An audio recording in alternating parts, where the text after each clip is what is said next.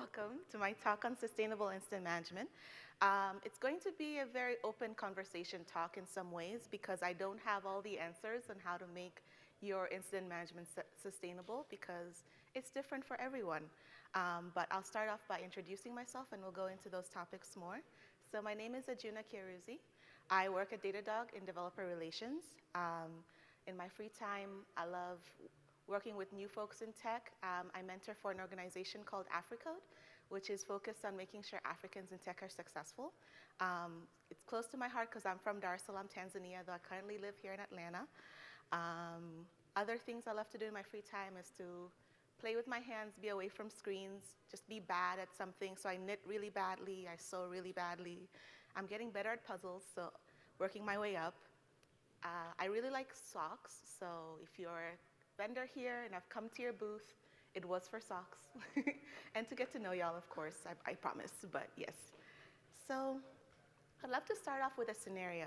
So picture it, you're on call, you're having a good time, an appropriately good amount of time for being on call. Maybe you're reading, maybe you're dancing, maybe you're about to go to sleep, and then you get paged. And hopefully it's not this violent, and it's something something that's happened to you before, but either way, you're up and you have to figure out what's going on. So generally, then you start what is the incident management process. So I define an incident as being an unexpected outage, right? A degradation of service in some way. And incident management as the process of effectively responding to this outage and incident in your service with minimal further disruption to your end users. So if you're on call, you get paged, some system detected that something was down and that you were the right person to work on it. You went in, found out it was an actual incident, declared it, went through the process of finding out what's going on, mitigating the impact, stabilizing things, rolling back changes, rolling forward changes. And either way, you resolve the incident, hopefully maybe with a team, but maybe by yourself if it was smaller. And then you wrap it up. You have some sort of review or postmortem process. You try to learn from it, and then you do it again. And maybe again, and maybe again. I love this scene. It's that we'll do it again, but then I'll cry. Hopefully you're not actually crying and it's not that bad, but generally just speaking of how it can be stressful to be on call and to handle incidents.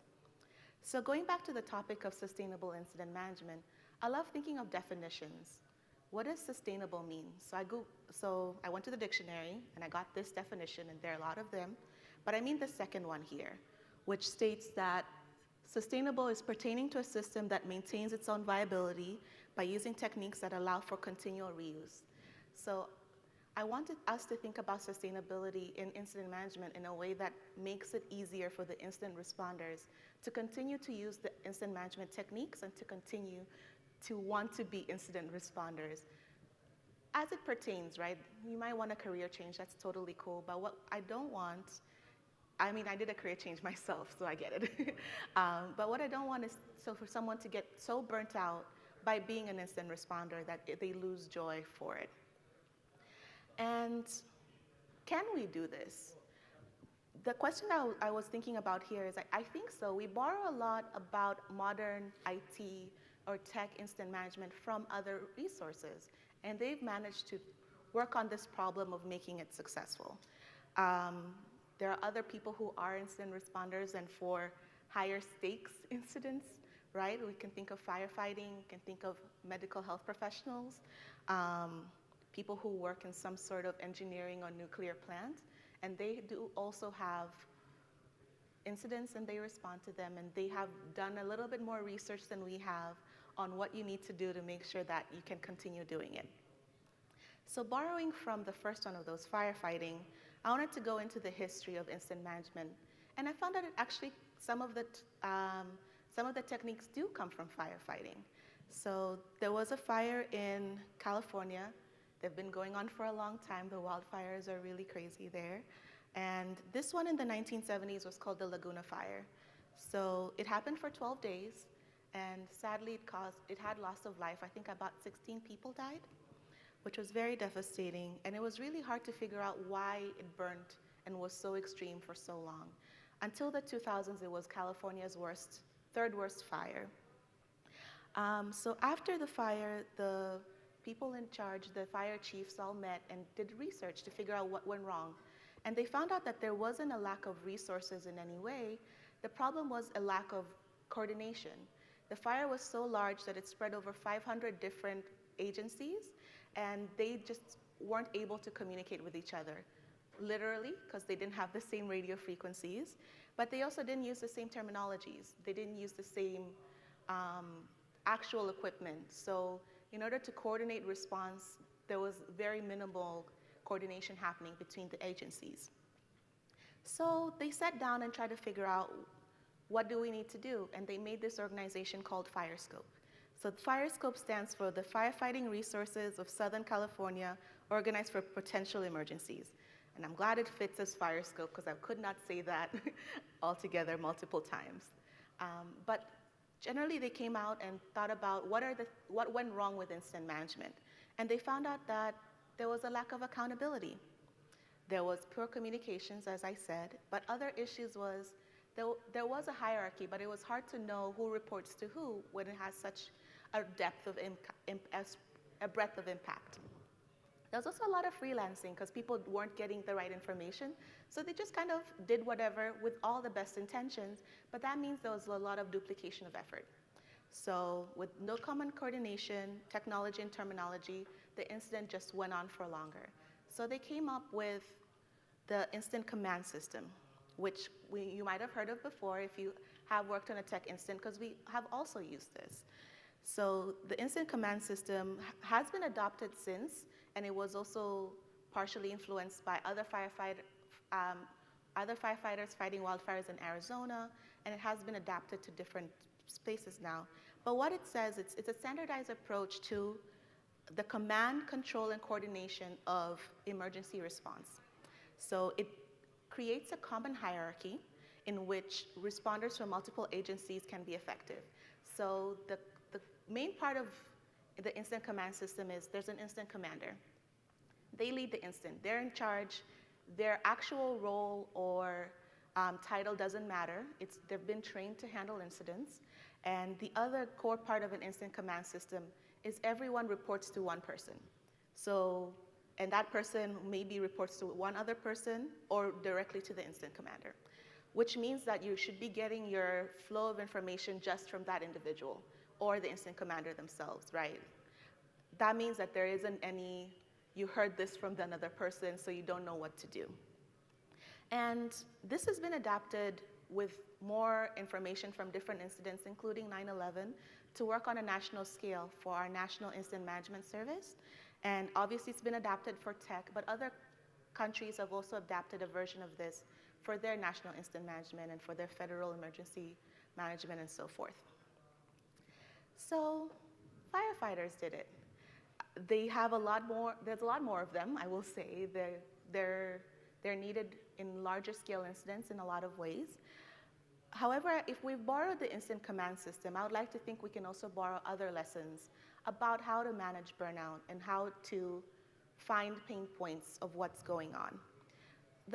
If you do want to kind of get deeper into how firefighting and incident management are related and different ways you can use other parts of fire services and fire safety, there's an SRECon talk by Tanya Riley, which is the history of fire escapes, and she goes in and says all the differences of like how to correlate fire codes to how actual code in tech works and all of that, and I love that talk. So if you do want to know more about that aspect, please do check her out. So there's a lot of commonalities for incidents, right? We've decided that there's incident command, like I said, but there's other parts. They're always unexpected. The time matters. You have to respond quickly because you might literally be losing money. The situation isn't perfectly understood at the start, so you're not able to be like, oh, it's definitely DNS, right? It'll be the one time it's not. And the resources will change over time. You'll have new folks join the team, and you'll have to train them even during the actual incident, and you'll have folks leave. If it's a longer scale incident, you're gonna pass buck of who is in charge of the incident as an incident commander or even the incident responders, because people do need to sleep, right? So they're constantly changing. So going back to the idea of sustainable incident management, there isn't a lot of information of how it's impacted folks. So the one that I found was this SRE report in 2019 published by Catchpoint, and it highlights different focus areas that could be for improvement. So on the left, we have the number of people on call, and these are different SREs and incident responders who said on their SRE team, on average, how many people are actually on call that they work with. And as you can see, mostly it's in the middle, classic histogram, of either 2 to 5 or 6 to 10. But there were folks who were on call by themselves, or there was no one on call, or there was over 100 people on call, which that's also can be quite challenging. On the right, we also have a chart that says, do you face stress due to incident resolution? And almost 80% of people said yes. So clearly there are areas of stress built into incident response. And what are the pain points that we find here, right? What are your pain points? My back hurts, but that's not related. But some of this does change based on you in your organization. The pain points you have as a company where there's 2 of you who write code, so you're the only 2 on call, but you hopefully know the system really well, so you can find out exactly what's going on, and coordinating with 2 people may be easier. But then it's just you 2, right? Always on call, so that's also stressful. If you are a slightly more scaled up business, there might be a few dozen of you who know the system, but then is there any silos of information? How do you know what's going on? Is there duplication of effort? Have you gotten to the place where you have defined incident response principles? Do you know how to coordinate in the same channels? And then we have behemoths. I was a Google SRE. I worked with thousands of other Google SREs, though not at the same time on an incident, but we were split into groups, right? So there was a defined incident response. The Google incident response, I think it's called IMAG, Incident Management at Google, has been adapted by other places. However, then there are other challenges. When you are a company that's quite large, different people might do incident response differently, even with a notified playbook. Maybe some folks have transferred to a different technology, and some folks haven't. I worked internally to Google on what we called core incident response. I worked on products that Google used that ran on Google, and we did incident response differently to folks who did production because they were more stressed, I'll be honest. I had the chiller side of the things.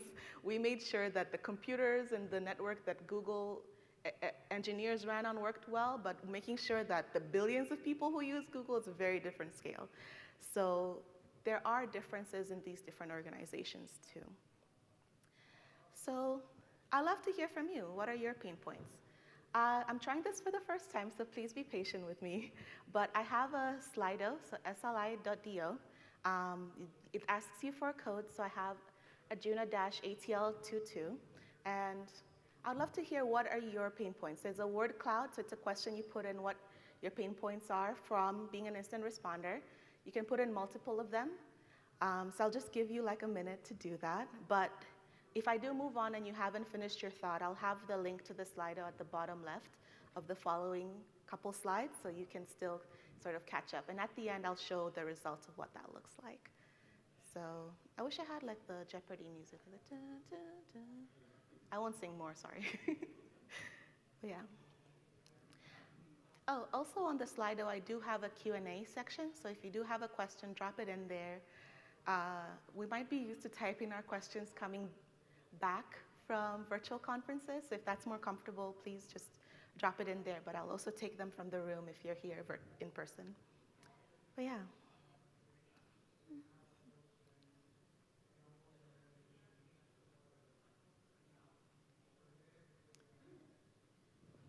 I'll take a moment to drink water.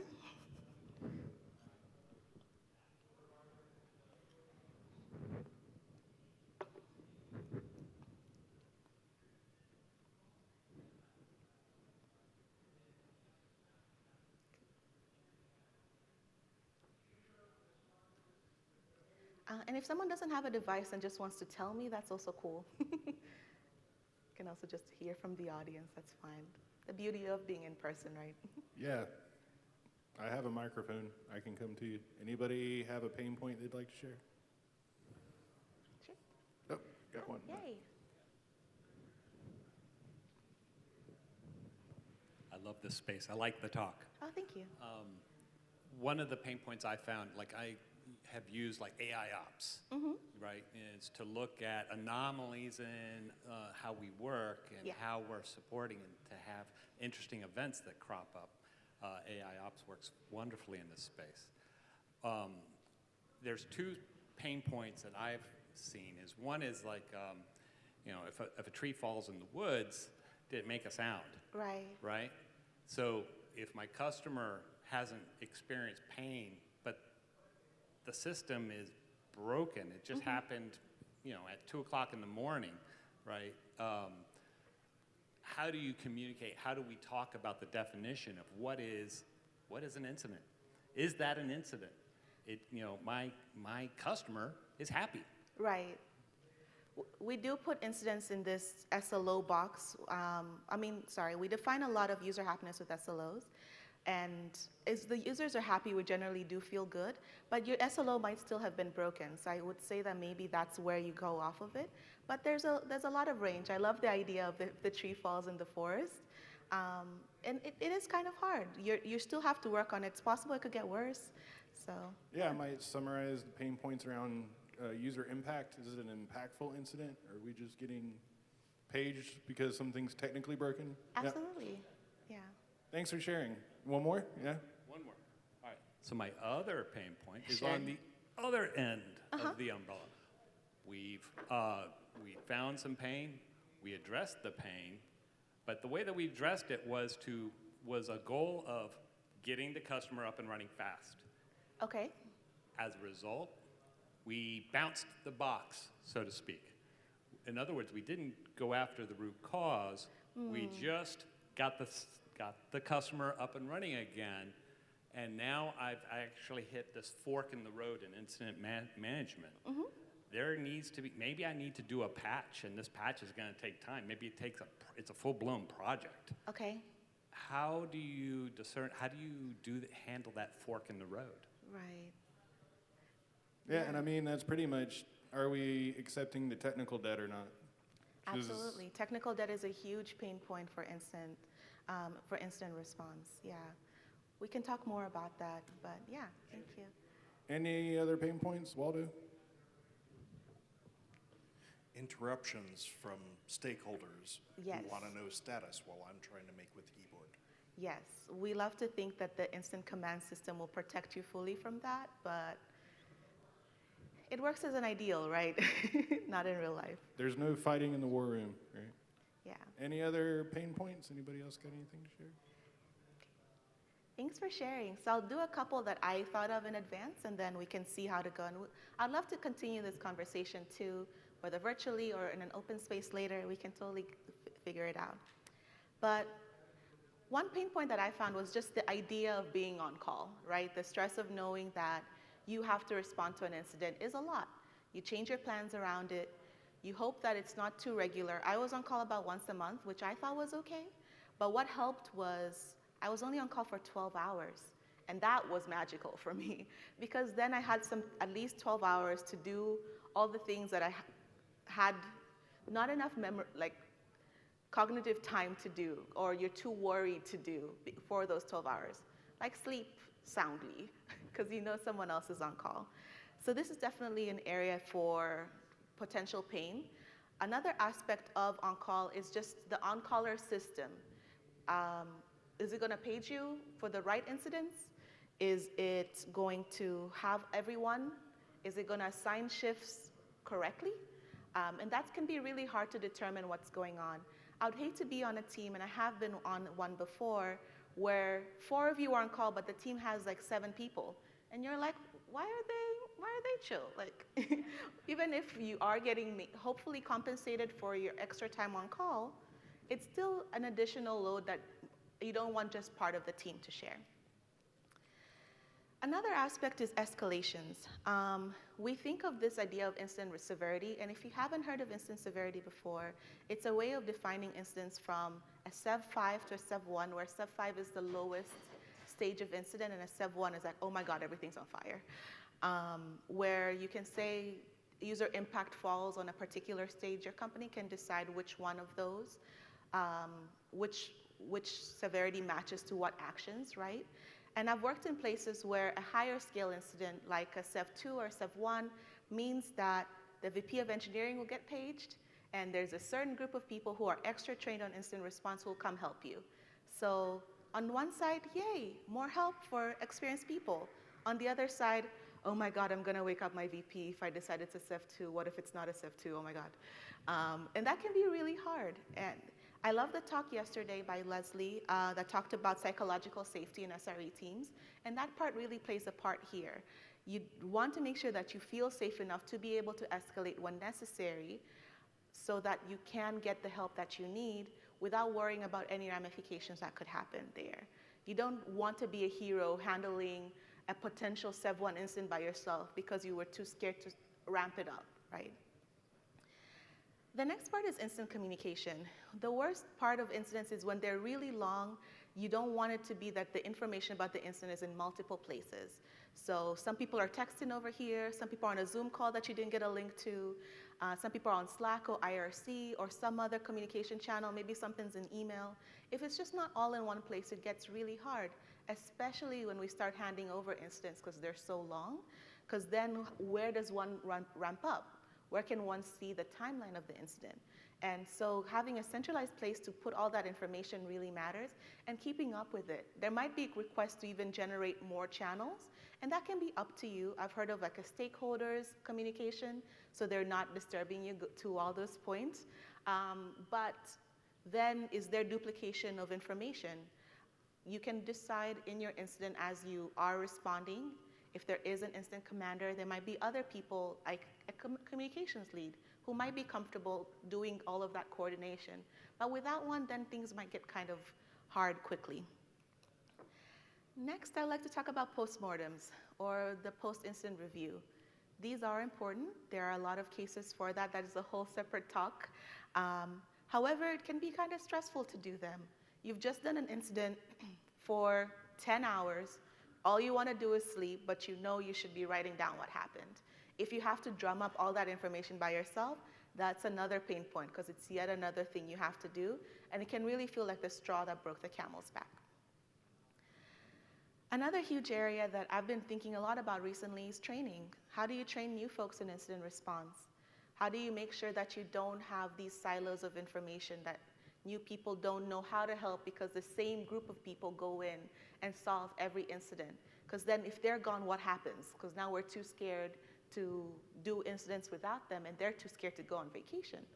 How do we practice incident response so that when an incident does happen, we know all the right buttons to click, not just that they exist, right? And no, clicking escalation means this action and it's okay. All of this does matter, and the more you practice incident response, obviously you get better at it, you know where the additional pain points are, so training and practice really play a huge part. We don't really want to feel like this, right? We're just constantly putting out fires, kind of going left and right, and a lot of people do sort of feel that way. To humanize this a bit more, I found this Reddit post from a DevOps Reddit, what are they called again? The communities? Subreddit, thank you. You don't have to read all the text, I'll just summarize it, but it was someone who had 10 years experience in tech, but they'd been on call with a team of 3, and they were on call basically every other week and were just tired. They were on call 24 hours, and they didn't know what to do, and they were thinking about going from DevOps to just dev. But they loved the idea of being in ops, but it was just they were burnt out. They didn't love it anymore.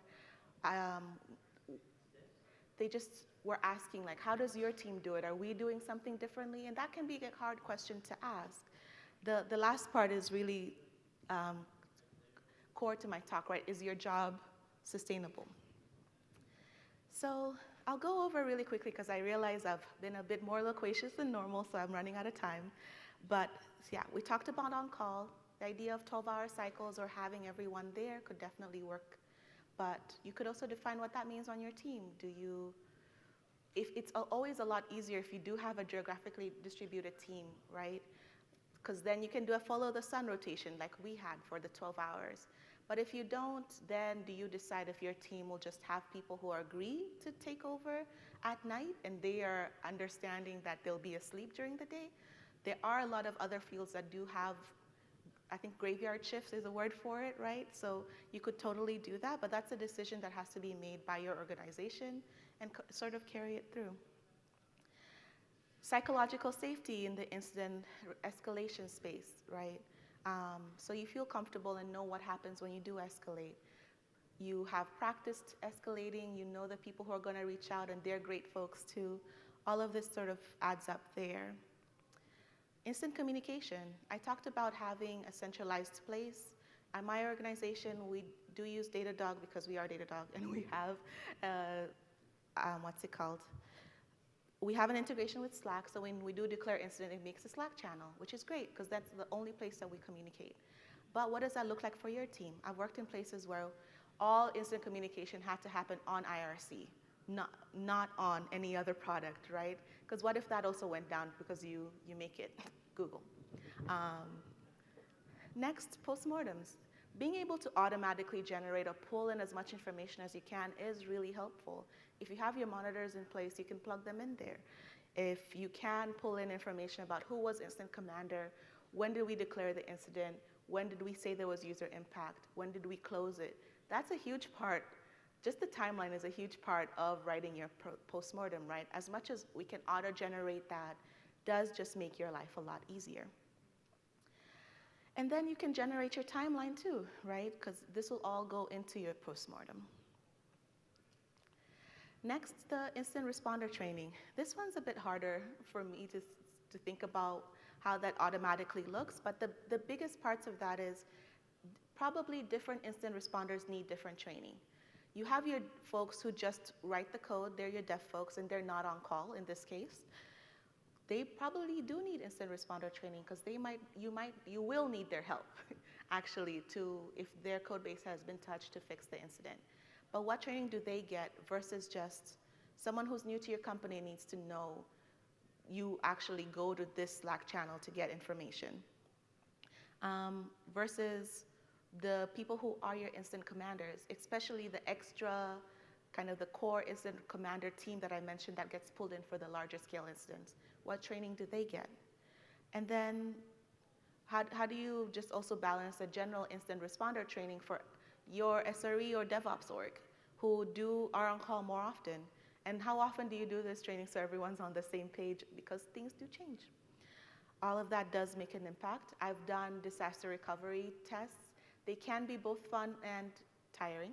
It really depends. I love it when you do have more of a sort of adventure aspect to them, but definitely testing your systems through disaster recovery or chaos engineering is a huge area of testing your services to make sure to know where the holes are. All of that practice does lead to you knowing more about your system. But yeah, I'm going to end it there, and thank you so much for joining. I'll take some questions either in person or on the Slido, and while I do that, let me pull up the word cloud that y'all generated as well. So thank you for joining. Let's hear it for Ajuna.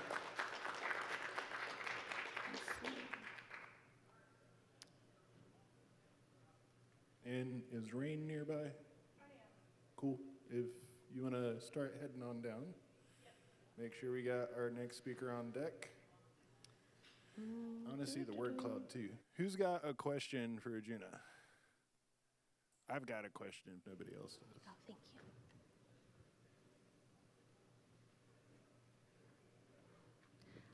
Sorry, could you put me back up for 1 second? Thank you. So this is what our word cloud looked like at the end. Stress is a huge part, burnout, work-life balance, action item follow-up. So we definitely did talk about this. Misuse of pager fatigue is totally real. So there's a lot of these. I'll work on publishing the slides and I'll tweet about it and I'll include the word cloud to that. But Thanks so much for your time. Can I ask one question? Absolutely. Because this is like a really interesting topic to me, but Yeah. a lot of conversation I've been in over the past couple of years is the delineation between incident response and incident management. Ooh. Do you know where that line is or have any thoughts on it?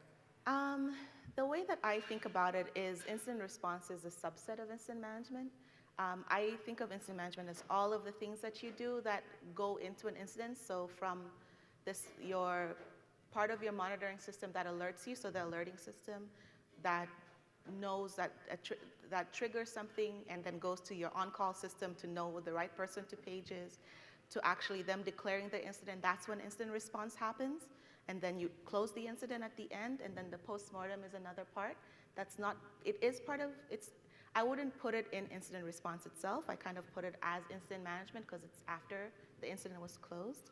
So I think of the whole ecosystem as incident management and the actual on the computer sort of figuring out and mitigating as instant response. But I'm sure other people feel differently. We're allowed to disagree. No, I like that thought. Yeah. I want to say that some incidents are so minor they can be responded to and not managed, but if we're really following industry practices, we want to do a post-mortem on every incident. Yeah. So there is a level of management inevitably with every incident. Absolutely. I've seen awesome. people pre-declare incidents because they were going to have an outage that's known. So if that escalated, then there was already an incident management channel, which I think is really cool. That's awesome. Yeah. Let's hear it one more time for Ajuna, everybody. Thank you.